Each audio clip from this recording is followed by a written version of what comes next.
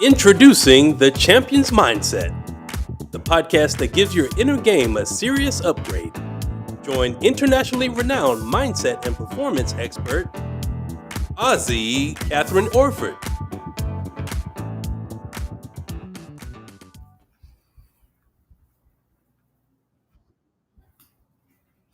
Well, hello there, everyone, and welcome. Welcome to the Champion's Mindset. I am here on my own today, and we're going to be talking about a universal thing, and that universal thing is called fear. Can you relate? Honestly, when we talk about developing a champion's mindset, that is one of the things that really can get in the way. So, get your favorite beverage, pull up a chair, and let's dive into this really powerful conversation about fear. Okay, so here's the thing. Fear isn't always loud. It's not always dramatic. It might be that really subtle, sneaky whisper that says, "What if I fail? What if my teammates laugh at me? What if the coach finds out I'm not as good as he thinks I am?" Etc. Let me share a story with you. Years ago, I was coaching a client who I'd also actually taught dance to from the age of 4 to 14. She had turned professional, she'd been overseas dancing, and unfortunately, she had to return home because her partner dropped her. And he dropped her in high heels, and she tore all of the muscles and the tendons in her ankle. So she'd been sent home to heal. Now, her ankle was now healed, but she was in a real funk. She lacked direction. She actually told me that she was kind of ready to give up on performing. And I thought, she cannot do that. She is too talented. So I asked her if she was going to try out again for So You Think You Can Dance. This is years ago, right? When they used to have So You Think You Can Dance on TV. And she said, "Oh, no, KATHRYN, I'm not going to try out for that." And I said, "Why not?" You see, the first year they held auditions and she tried out, but she didn't get chosen.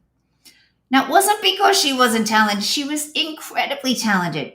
It was because they'd held auditions in every major city in Australia first.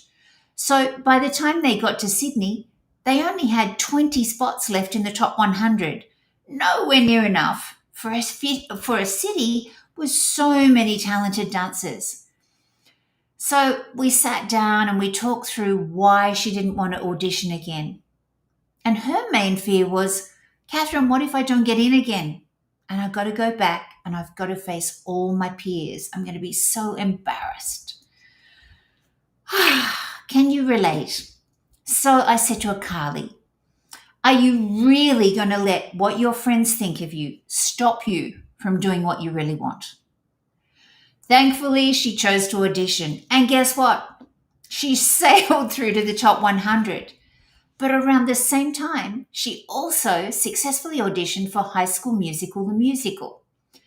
So we had another coaching session because she didn't know which one to choose. So we sat down and we talked over the pros and cons of both scenarios. We talked about how there was no guarantee of her making it to the top 10 in So You Think You Can Dance. And whilst it would have been really great exposure, they didn't pay their dancers. Whereas the musical was offering a 12-month paid contract to tour Australia. So she chose that instead. Here's what it taught her. Fear isn't here to stop us. It's actually here to alert us to what matters most, to sharpen us, and sometimes to wake us up, to shake us up from the ground up to get a hold of ourselves. Let's talk about the psychology and the biology of fear. And I want to break it down a little bit for you. Fear is a survival mechanism. It's your brain doing exactly what it was designed to do, keep you safe. Now, your amygdala is your brain's alarm system. It's a tiny little size of an almond shape at the back of your head here. And what it does is it lights up anytime you're about to do anything that is risky or unfamiliar. So if you are doing something in your sport, in your dance career, in your life, in your business that you haven't done before, guess what? That damned amygdala is going to light up like crazy. It doesn't know the difference between walking into a jungle and facing a tiger or walking into a championship game or a race or an audition. You get the same reaction. Your heart starts to race. Your breath shortens. Your body tightens. And here's the truth. If fear is showing up, that just means your system is working. I'm going to say that again. If you start to feel fearful about something that you're going to do that you haven't ever done before, or there's a whole lot of pressure on you to perform, guess what? It's doing its job to alert you. It's actually working. But here's the key. Like what Carly did, you get to decide what happens next. The only way to get in the zone or in the flow, whatever you want to call it, is actually how to learn how to manage your fears. Because guess what? Those fears are not going to go away, but you get to choose. Will you reassure the fear that you've got this, or will you allow fear to run the show? Let's talk about the 4 common fears that can often keep us playing small. The first one is fear of failure. What if I mess up? So I coach a lot of basketball players and a lot of basketball teams, as well as all sorts of other athletes, performers, and their coaches, as well as high achievers in the workplace. So if you're in the workplace and all of a sudden the sales manager says to you, take over this presentation, and your inner critic starts going nuts, and you go, oh my God, what if I miss out? What if I mess up, right? Or if you've actually never been chosen as the opening 5 and somebody gets sick and you get to be part of the opening 5. If you're worried about the fear of failure, oh my goodness, what if I mess up? What if I let my teammates down? That's going to stop you from being the best you can be out there on that court. The second fear, so the first one is fear of failure. What if I mess up? The second one is fear of judgment. What will they think? Now, these sometimes go hand in hand, right? So if you're fearing stuffing up and letting your teammates down or your relay mates down or whatever it might be, you probably all thinking, oh my God, what will they think of me if I stuff up? Can you relate to that one? First one, fear of failure. Second one, fear of judgment. This third one is interesting. It's actually fear of success. What if I can't keep up what I'm doing? What if I can't keep this up? Like you might be popping 3-pointers in all the time in training. And so the coach puts you in as opening 5 because the person that usually does the 3-pointers is sick that day. And you're going, oh my God, I know I knew I could do it in training, but oh my goodness, what if I can't keep this up? Or maybe you have been the leader. Maybe you have been the leader of your team and they're relying on you consistently. You've got the basketball IQ, you know the best plays to make, etc. But you might be thinking to yourself, oh my goodness, what if I can't keep this up? Are they going to think that I don't deserve to be the leader? And the fourth one is the fear of the unknown. Now, that's like, what if I don't know what's going to happen next? Well, guess what? None of us know what's going to happen next. The only certainty in life is uncertainty. Let's face it. So we have to really get a hold of ourselves and go, I don't know how well I'm going to play today, or I don't know how well I'm going to swim today, or I don't know if I'm going to land this audition, but I am going to go in there and do my best to stay in the moment. Is this making sense? I hope so.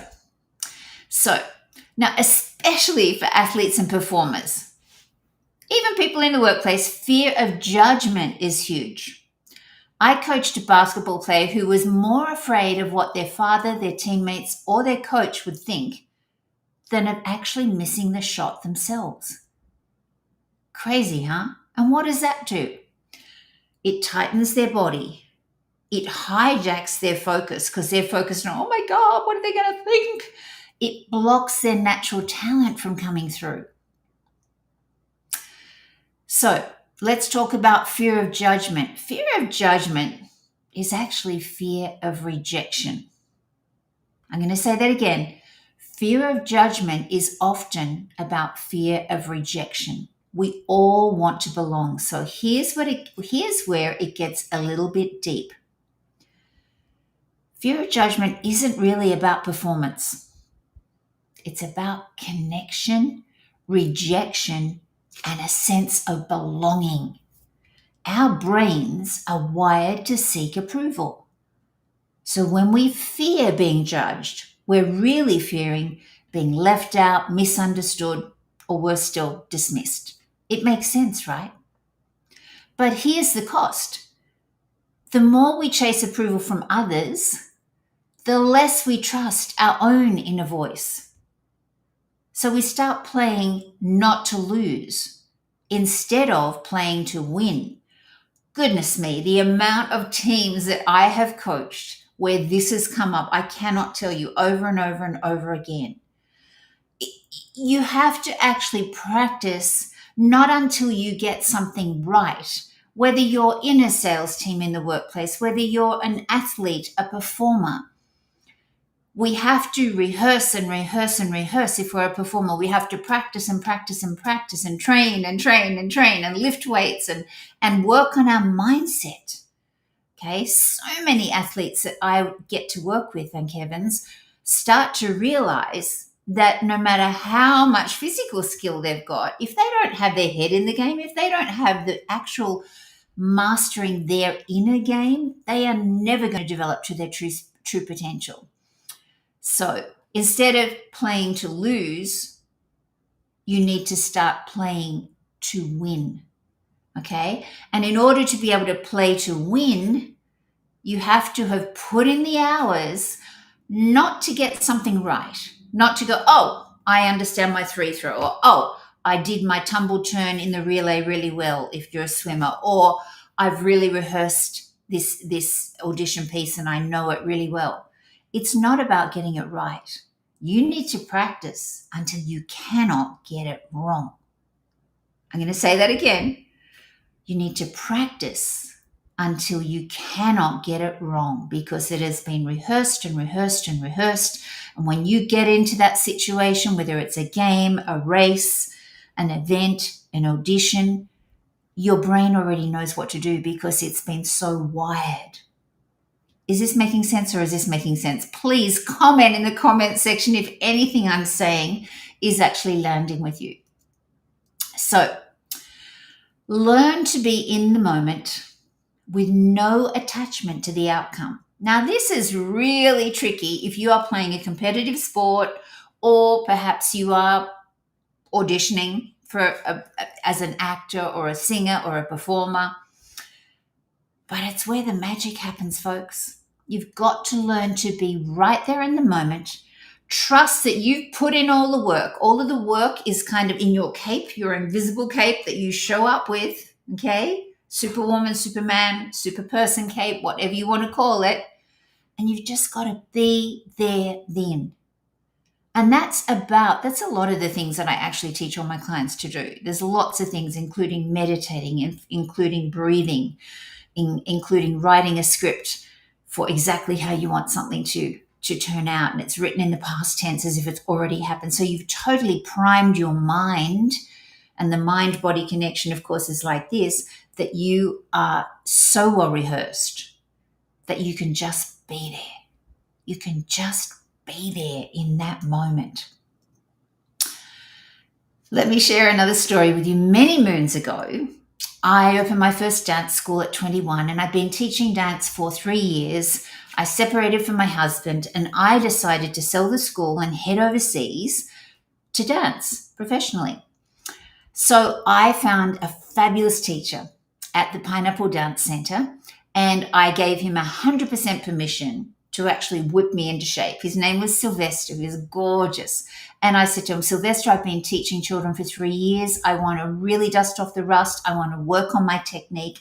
And I give you permission to really whip me into shape so I'm ready for auditions.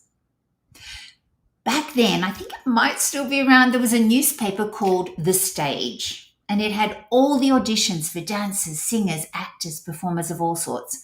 And I noticed in The Stage that at the same time as my favorite teacher's dance class, there was actually an audition for tall girls. So I thought, in the dance industry, we often do auditions as a free class. And it's just to get our brain going, to pick up someone else's choreography, to really get ready to actually go for the auditions that we really want, right? So I packed 2 sets of dance gear. One set was to take Sylvester's class. And the second set, I added my chorus shoes and a really jazzy outfit. So I was in the change room. Interestingly enough, it was buzzing with nervous energy. Have you ever been in a locker room or a change room and everybody's really nervous? And I'm standing there, and most of the girls in the change room were much shorter than me. So I'm standing there and there's like buzzing bees all around me, all this nervous energy, because what was happening was in another studio there in the Pineapple Dance Center had, I don't know, about 6 different studios. One of them was actually running auditions for musical theatre on the Channel Islands, but it was for normal height dancers. Now, you can't tell because I'm sitting down, but I'm 5'11" or 180 centimeters. So there was this audition also for Carlos Sandros, and it was for tall, pretty girl dancers. And it was for fully choreographed fashion shows through Spain, and then the chance of actually doing, after that 3-month contract, of actually going on and doing a 3-month contract in Athens at the top nightclub in Athens. Now, I didn't think I was anywhere near ready to get the gig, but I thought it'd be really good for my brain. It'd be really good for my brain to go in and do that audition. Or am I better off just dusting off the rust with Sylvester and helping him whip me into shape? So I'm standing there in the change room, hadn't decided, had my kit bag here, and I hadn't decided which clothes to put on. And this rather tall girl came up to me and she said to me, "Oh, you're obviously here for Carlos Sandros' audition." Now, I didn't know his name. I said, "Oh, is that the audition in studio, whatever it was?" And she said, "Yeah." And she said, "Oh, I'll tell you now, you'll get the job."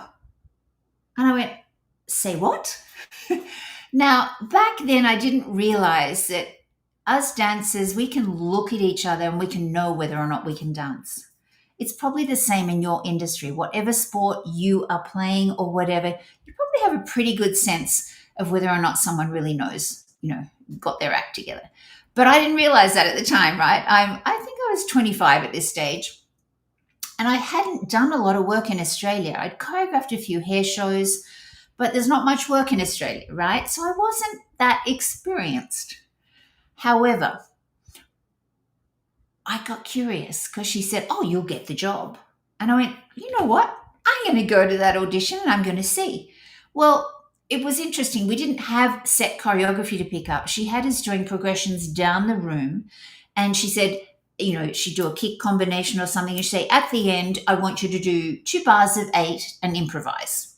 Now, I was good at improvising because before I ever attended my first dance class, my mum used to say to me, "Do what the music says." So here I am. I'm not there to get the gig, right? So I'm relaxed. I'm just having a blast, doing these kick combinations, etc. And she kept on. All these short girls were getting thrown out from the audition down the road and coming in. And I had my silver chorus shoes on, which probably made me about 6'1" or 2. And they kept on putting their head in wanting to do our audition. And she kept on saying, Jane was the captain of the troop. She kept on, "Go and stand next to blue socks." I had these leg warmers on at the moment that at the time that my mum had made for me. They were burgundy, white, and royal blue leg warmers. And, they come and stand next to me, and they were like 5'5". And she said, "Please stop wasting our time." Well, every time she kept eliminating someone, she was calling me out first and going, "Blue socks over here." And I'm going, wow, this is interesting. I ended up getting the job. And the reason I shared this story is because I had no attachment. I had absolutely no attachment to getting the gig. I was just there to do the audition as a free lesson and dust off the rust and get my brain going, get my brain used to picking up someone else's choreography. So, how often are you in the moment in whatever sport or performing arts or in the workplace, really? How often are you just totally present and in the moment, trusting that you've already put the work in? I'm sure you've heard the phrase, the acronym, that fear is either false expectations appearing real, because we get all these stories going in our head, but I prefer the other one, which is face everything and rise. So let's talk about how to turn your fears into fuel. And I want to share 5 simple strategies. The first one is to acknowledge it and say, that's my fear talking. Just naming it reduces its grip. You might even like to give that nasty voice, because there probably is a voice, or it might be a feeling. It might be a feeling that comes up when you're scared. So just name it and go, okay, that's just my fear talking, or that's just my fear trying to take over my body. Just really making it less than. The second one is to breathe. When we get nervous, all of our energy comes up here, right? We forget to breathe deeply down into our belly. So there are lots of different breathwork techniques, and one of them is the 4-7-8 technique. And that is, you breathe in for 4, right down to your belly. You hold it for 7. And then you breathe out as if you're breathing out through a straw for 8.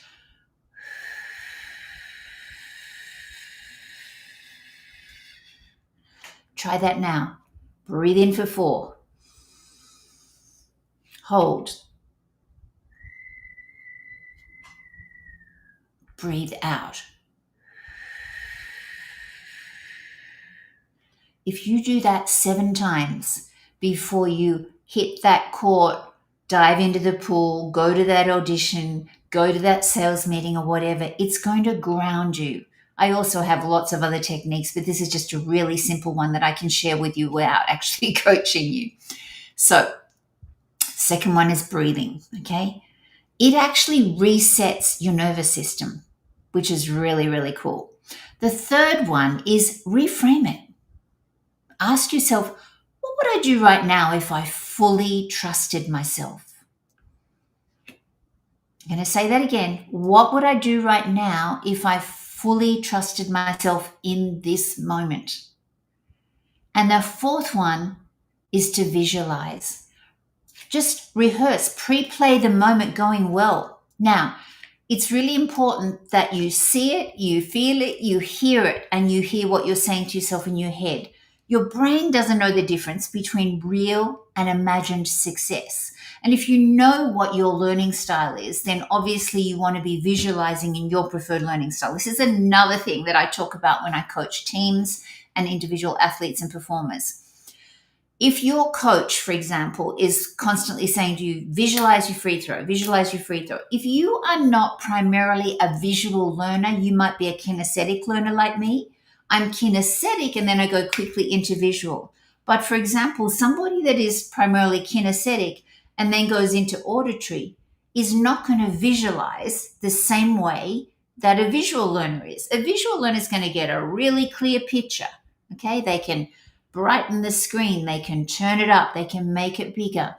A kinesthetic person, it's more about the feelings that they're going to have when, for example, they're bouncing the ball, feeling the ball as they're there. Then they're feeling their breath in their body, and then they're feeling their hand as it lets go. Put something in the cookie jar is what my daughter was taught when she was playing basketball. So remember, visualize in your preferred learning style. And if you're not primarily visual, you're not going to get a clear picture. You might be highly auditory. You've got to imagine all the things you're going to hear. If you're primarily auditory digital, you've got to actually imagine the process. Auditory digital people, it's all about process. Okay? So visualize. The fifth one, take action anyway. Remember, bravery isn't the absence of fear. It's going to be there. It's choosing to move through it. Put it in the back seat instead of putting it in the driver's seat. Okay? Let me share a quick win. One of my teenage athletes was terrified of free throws. Now, they had the skill down pat, and they would practice and do their free throws beautifully in training. But when it came to actually the games, she'd choke. So we practiced breathing. We practiced visualizing in her preferred learning style. Because as I said, one size doesn't fit all. She also wrote her script in her preferred learning style. She read it first thing in the morning, last thing at night. That's when the unconscious is still open, and the unconscious is what runs the show. So she did all of that. And she also rewrote her inner script, what she says to herself, right? Not only did she make her next shot, she became the team's captain that season. So let's talk about your inner game book. It's your turn. Here's your challenge this week to start developing a champion's mindset. Identify one thing that you've been avoiding because of fear. We all have them. Just really identify it and write it down. We can't change something until we're actually consciously aware that it's stopping us. Write down the story you've been telling yourself about it. The stories we tell ourselves and believe are what's shaping our current reality. And then choose one brave action you'll take this week to move through it. Just one little baby step it might be to move through that fear and do it anyway. And you don't have to do it alone. If you want support, strategy, or someone to help you decode your fear, head over to thechampionsmindset.coach and you can book a free 15-minute strategy call with me. And let's turn your fear into your fierce.